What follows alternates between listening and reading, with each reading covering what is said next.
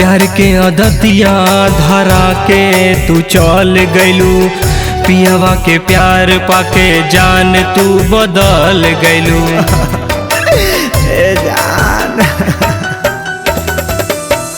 प्यार के आदतिया धरा के तू चल गइलू, पियवा के प्यार पाके जान तू बदल गइलू।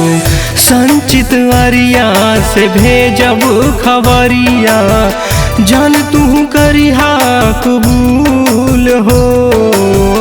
डी के दिनेश से भेजब खबरिया, जान तू करिहा कबूल हो। कवना गलती हमरा से भइल, हो गइलू गुलरी के फूल हो।